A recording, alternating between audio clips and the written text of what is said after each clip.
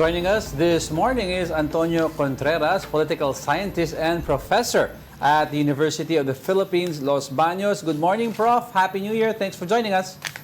Happy New Year. Magandang umaga. All right. To see you. Nice to see you, Prof. Well, at least in my recent memory of events that have been happening in this country, I think 2025 was one of the busiest for all of us. I mean, with a lot of issues and turmoil. Would you agree, Prof? Yes, actually, you mentioned one adjective that aptly describe it. It's turbulent. Turbulent, exciting in a way. Very, very fluid, very dynamic. And yet, the thing is, what is good about what's happening right now is that despite the turbulence and the uncertainty, there is no widespread demand for regime change. That is something that That's is right. interesting because based on surveys, people still, despite the fact that democracy is flawed, despite all the problems, despite the plummeting, well, the under the water trust ratings of the president, there is no clamor for extra constitutional change. Well, we've seen the great divide nga no, of public opinion, especially on usapan ng politics noong 2025. So, having said that, sa 2026, do you see something that will, carry over? Ano po yung nakikita natin that would carry over from 2025 to 2026? Well, the administration is promising that the much delayed arrests of big fish would come. They're saying that in January, after New Year, the people who are expected to be jailed will be jailed. And we do also expect the resurrection of the impeachment complaint against the vice president. So that those are the things that we have to watch out for. And of course, we have all these extraneous noises coming from, for example, Leandro Leviste, all these other things. The Right. issue of corruption will continue to hound us. But at the same time, this is also an opportunity for the government to really prove that even if delayed, they're doing something about it. Yeah, you mentioned, we were talking about yung carryovers, no, Prof? Next year, sa tingin nyo ba, like all other issues in different countries, magkakaroon din ng tipping point ang public with regards to corruption? Or do you think we've seen the peak of it already this last few months? Like I said earlier, I think iba kasi ang kultura ng Pilipino. Ang Pilipino, mag-iingay, naandyan sa social media. But takot pa rin tayo na magkaroon ng extra constitutional change. So that when we talk about tipping points, it is also always related to extra constitutional changes or something that is going to be dramatic and bloody or something that is going to be speedy and fast. I don't see that happening. I don't see that happening. In fact, the narrative might even change with the impeachment of Sara Duterte, with all these things, the arrest of Bato de la Rosa. It might shift back to the eye of the people might go to the other side. It's like a pendulum swinging. Now, ang napag-iinitan yan, napagdidiskita ka ng administrasyon. Dahil sa mga pinangako nito na may makukulong, wala pa namang nakukulong na malaking That's isda. right.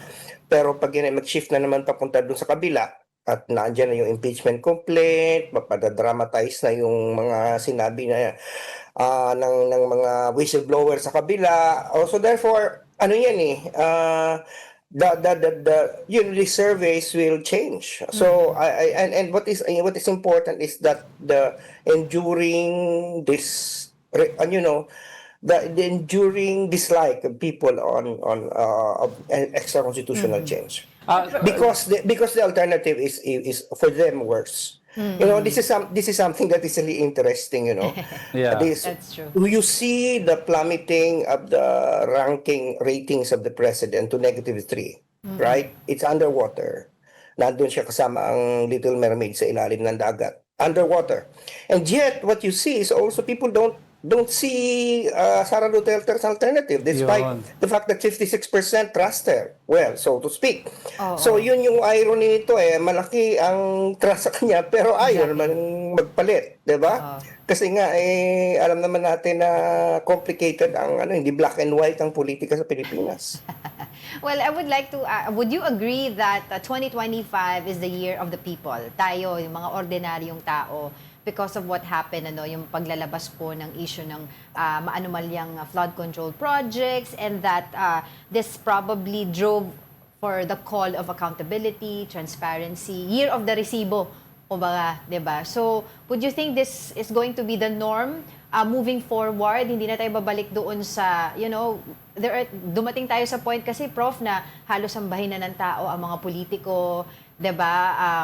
Lahat hingin natin sa kanila, etc. So, do you think this is going to be the norm moving forward? Yes, I think if there is one thing that I can summarize 2025, it's the year of democracy. Yeah. Demokrasya ito, talagang naging nakita natin ang power ng mga tao magsalita, ng social media, minsan irresponsible na pero at least nagsasalita. At naandun yung naratibo na, when Marcos was elected, there was this fear or this narrative that he's just going to be Duterte extension or a Marcos Sr. 2.0, right? That is going to, the fear about dictator was being painted, and he's not a dictator right now. Look at, kung diktador yan, walang mangyayaring ganito, right?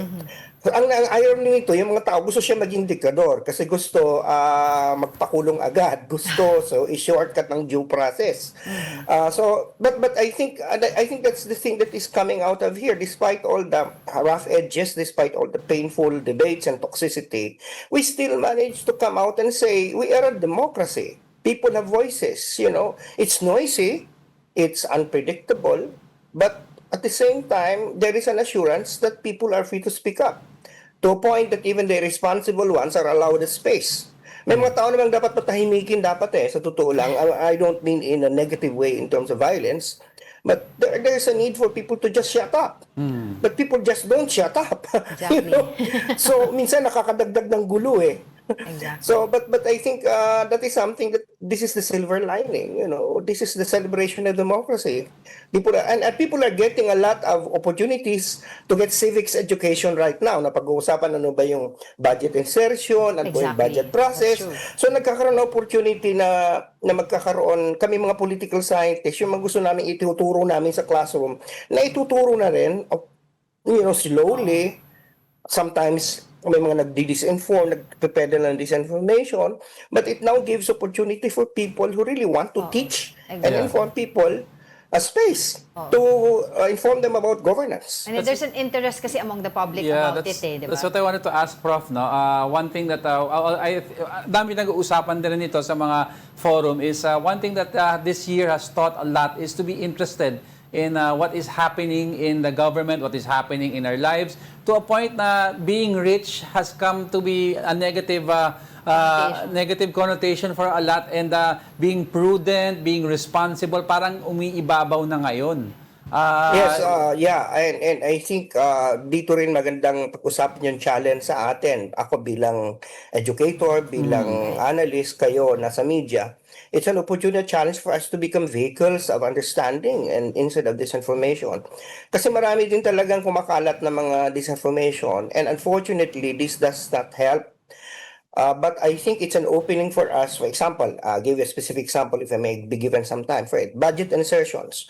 Dinidemonize natin ng budget insertion. In fact, budget insertion is a normal process in legislative work. It's a form of amendment. So there is a need to explain that to people.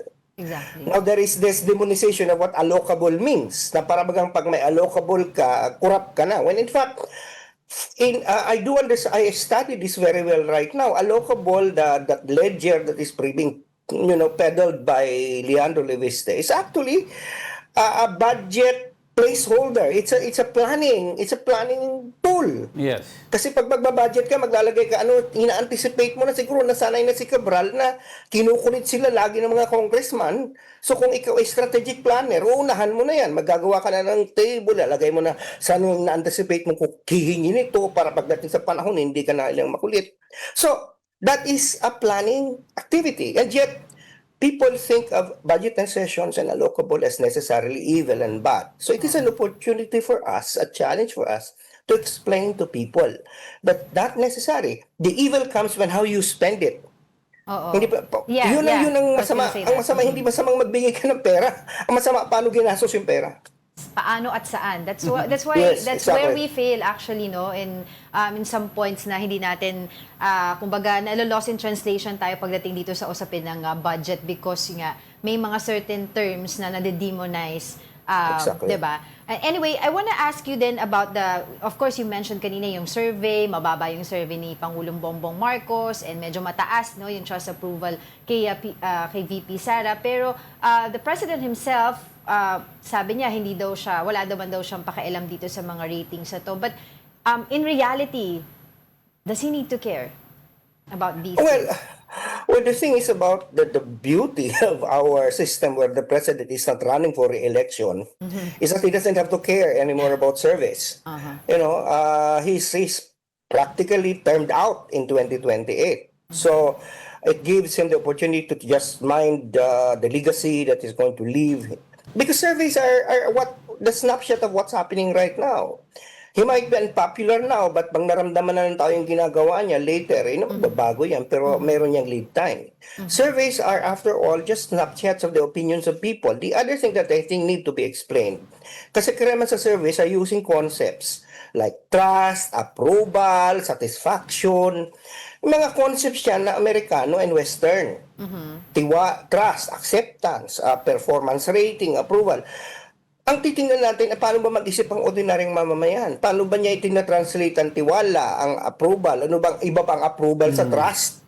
Samantala sa ordinaryong mamamayan, minsan pareho lang yan. Yeah. Di ba? So, and the other thing is, regarding, for example, there is a survey that people would like to ban political dynasties. Di ba? Merong lumabas na survey yung Pulse Asia na gano'n. But for me, ang tanong ko dyan, naiintindihan ba nila kung ano yung political dynasty? Naiintindihan ba nila kung anong ibaban? Naiintindihan ba nila ang implikasyon yan? So, I think the issue is we're asking people to render opinion on something that they may not fully understand. So, and therefore, if we're going to not explain that, then they were peddling political illiteracy. We're providing oxygen to political illiteracy. So sa akin, mas importante kasi, and challenge ito sa mga survey firms, kalata man yung kaibigan ko, magkaroon kayo ng cross-tabulation.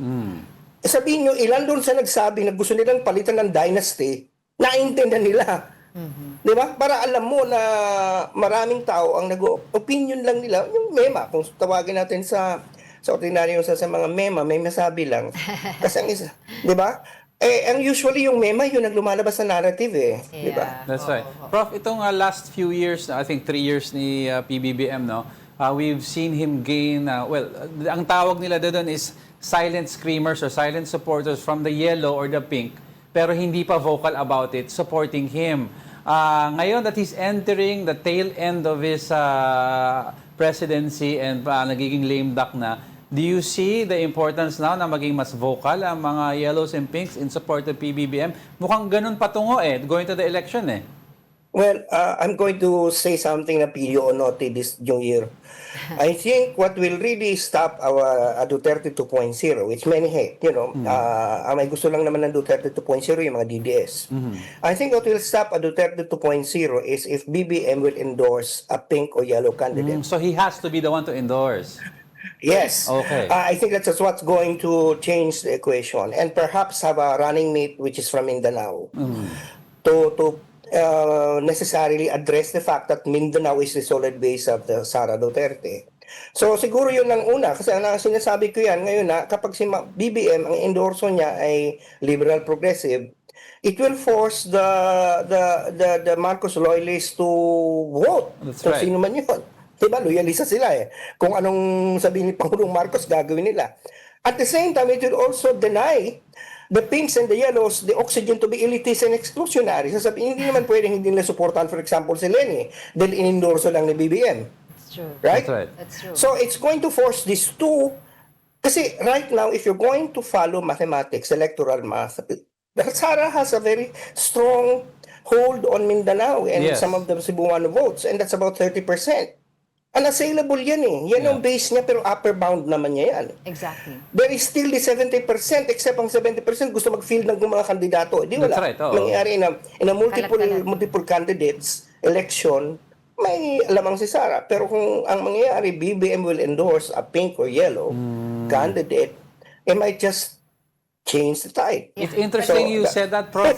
BBM would endorse a pink or yellow. Kasi ang mindset ng iba is yung pink or yellow would endorse a PBBM candidate. Ngayon, based on what you said, do you think, kasi Lenny pinag-uusapan niya, but there's a dark horse na pinag-uusapan.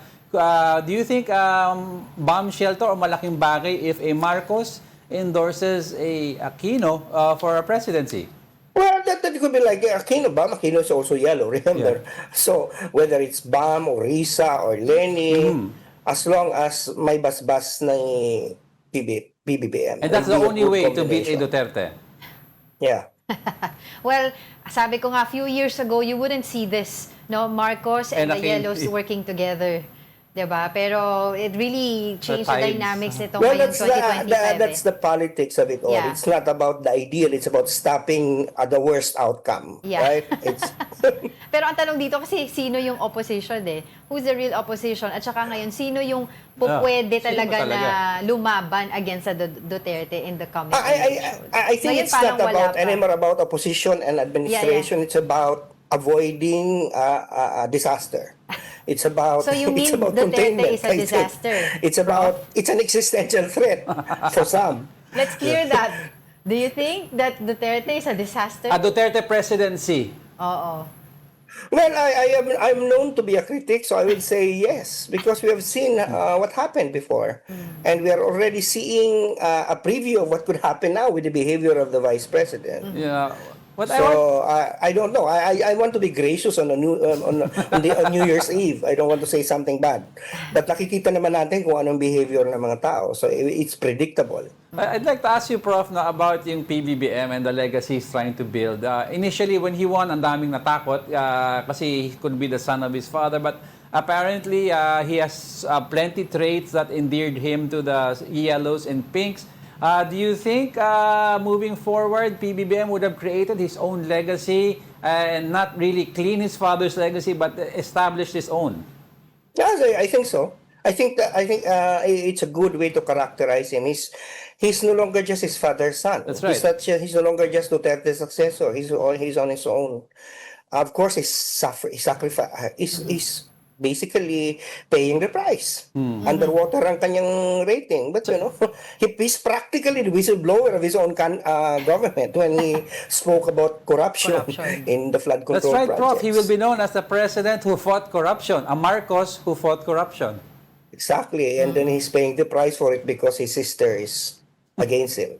Right.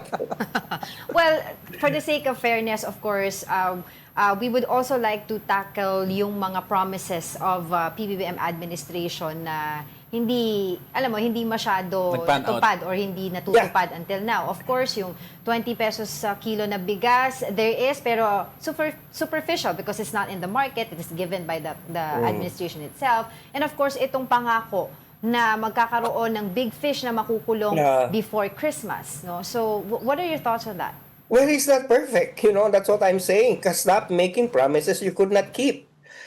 But, I think, and of course, there are many other things that I would like to disagree with his administration. Specifically, for example, the DNR, because I'm from the environment sector, Right. so I have a lot of problems with the manner our environment is being governed right now.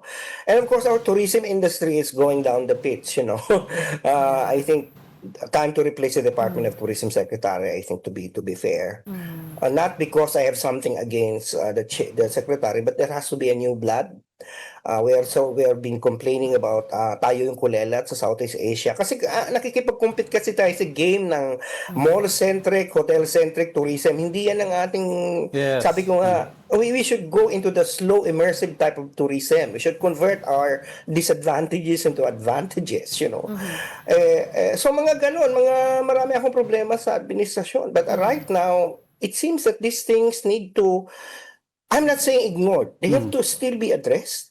But there is a more existential problem that we're facing right But now. do you think he's going to be successful and until his presidency ends, in terms of running after the so-called personalities involved in the anomalous flood control project? Well, it all depends on him. But with the signs that are coming out, he doesn't care if he has low ratings. Number one. Number two, doesn't even care whether his family will be hurt. Yun lang fact na yung kapatid mong babaeng senadora ay inaaway ka na. Wala siyang, he doesn't mind that. Yung dating speaker na kamag-anak mo, ayan, nasa firing line. I think, I think that's, sabi ko nga, that is the blessing of having a president who is not running for election anymore. You can focus your last 3 years on your legacy. You don't care anymore What other... about winning Yes, that's right. an election. And given that, Prof, you said he doesn't care anymore about winning. Well, alam natin yan kasi end stages na ng presidency niya. So what other things well, he was talking about kasi restoring some of his father's projects na hindi pa natin nakikita, no? We haven't seen progress sa Maharlika also as well. So itong tail end ng 3 years, do you see him pushing more of the Ferdinand Marcos Sr.'s other legacy projects na ginawa niya before? Well, I think so. Yes, I think he will focus on that, and I think there is one legacy that he wants to bring, which is ironically still about democracy, is that despite the fact that his surname has been identified with dictatorship and authoritarianism, that he is the one who's going to also spare us from another 6 years of a bad, terrifying president who is going to violate human rights. So yun yung magiging legacy niya, yung fact na yung corruption siya ang nag-address, at pangalawa, kung magawa niya yung masolidify niya yung well, for the lack of a better word, anti-Duterte renaissance force, then I think that is something that in history books will be written. Something kind will be written about him. And I'd like to ask this lang, you mentioned about human rights, and we all know si FPRRD is now in The Hague in the ICC, and PBBM will also be known as the president under his watch na aresto si former President Duterte. Now, if he is tried and he is found guilty, do you think this is another legacy for PBBM, but he will be remembered kahit hindi siya directly involved sa trial? Yeah, well, I think so. Hindi lang naman si Duterte ang nakakulong ngayon, di ba? Si Tibuloy, nakakulong din, di ba? So maraming mga akala natin dati hindi. And pag na-arrest din si Senator Bato de la Rosa, di ba? So those are things that will be attributed, of course, to his administration, even if you're correct in saying that, he doesn't have the direct responsibility for that. But I think, how slow the ICC cases are happening. Baka tapos na yung term nung kapapalit sa kanya, hindi pa tapos ang kaso. But what else do you see, Prof, na nakikita po ninyo ng mga issues that really shape 2025? Of course, we had the corruption issues, we have the missing sabongero, yung itong mga political divide na ito. But other than that, kasi nakakita po din ako ng another survey na ang major concern pa rin ng mga Pilipino aside from corruption is inflation. So, what is the government doing about this? Yeah. Your thoughts on that? I think this is something that people are running for office should be mindful of. This corruption democracy fight are symbolic. We need to do it to keep the sanity of the political community. But at the end of the day, it's going to be about gut feel issues. It's about inflation. It's about prices. And so, kaya dyan namamayagpag si Sara Duterte at ang kanyang brand. Ang ina-address nila, hindi branding ng mga highfalutin democracy, ideology, corruption. They're into the thing about safety, about security of life, about livelihood. I think this is something that should also be the focus of those running against them. Nakita na natin yan sa Amerika. Ang usapin naman doon ay affordability. Yes. Kaya nananalo ang mga tao, hindi na identity politics . Ngayon, dito dapat ganun din ang tutukan. As we have to tie corruption to affordability. Kasi kung puro lang mga clean government ang pag-uusapan natin, dynasty, is anti-dynasty thing. I would always magandang say that, pag-usapan, pero pag hindi yan nakakonect doon sa ordinaryong tao, na makakain ko ba yan? Makakahanap ako ng trabaho dyan. And there is even this, if you're going to be anti-dynasty, and then at the local level, people see a dynasty as the one who give them jobs. And security, because they are the social security. Alam mo, pag nasa local level ka, ang mga political families, they are your social security . Yan ang tinatakbuhan mo kapag kulang ka ng pera, etc. Tapos ito ka ngayon na gusto mo silang i-abolish. Sa tingin ko, that is again the elitist stance. It's going to miss the point. Dapat i-connect mo yan. Bakit mo ibabawal ang dynasty kung nakalutang ka lang na yan ay creating all these things that are bad? And yet people will not relate to that because for them, importante yung makapagpadala sa kanila, magdadala ng pagkain sa mesa nila. Exactly. Yeah. So I think that is something that should be done if you're a politician campaigning for 2028. You have to go to the gut issues. You have to go to the issues of survival, issues of safety and security. Right. No, we would always talk about that here on the show, Prof, ano, na kahit ano pang explanation mo sa GDP growth natin, etc., kung nakakakain ba ng 3 beses ang isang pamilya sa isang araw, yun yung mas importante sa kanila, no? Okay. Anyway, Prof, one last na lang po on my end. Doon po, nabanggit nyo kanina yung mga bills na ngayon na sabi nila would carry on sa 2026. That would probably one of the legacies of this administration, yung anti-political dynasty. And may isa pa, I forgot the other one. Yung nakita niyo po doon sa nabasa po ninyo na inihain mismo po ng speaker, na si House Speaker Boji D na anti-political dynasty. Is that the anti-political dynasty that we really are looking at or we are hoping for? Or these are just optics, no? Para masabi na, oh, anti-political dynasty rin kami. Well, it's all performative. Yun namang mga priority bills na hindi naman sinertify ni Pangulong Marcos na urgent, pero sinabi niya could be given priority. This is transparency bill, dynasty, yung ICI, creation ng IPC, apat yun. These are all, in a way, part of the ritual of assuring the people that he's doing something about it. It's now in the hands of Congress. But I think whatever you should do, kasi ang pinag-usapan yung transparency and accountability Pero I think what is going to resonate more to people for the remaining 3 years of his term is really economic bills, economic livelihood bills, things that will make people's lives better.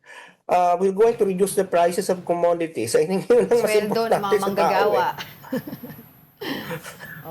Yun ang mas importante sa tao, hindi naman, maganda pag-usapan ng hindi pag-usapan ng dynasty, marami kang masasabi, kami mga political analysts, ang daming masasabi, pero pag walang tao, walang makain, hindi sa kanila yan na importante. That's right. That's right. Well, it's Happy New Year, Prof. Thank you for your Happy New Year time. din po. As always. And your insights. Of course, that was Professor Antonio Contreras, political Thank you for scientist having me. at the University of the Philippines, Los Baños.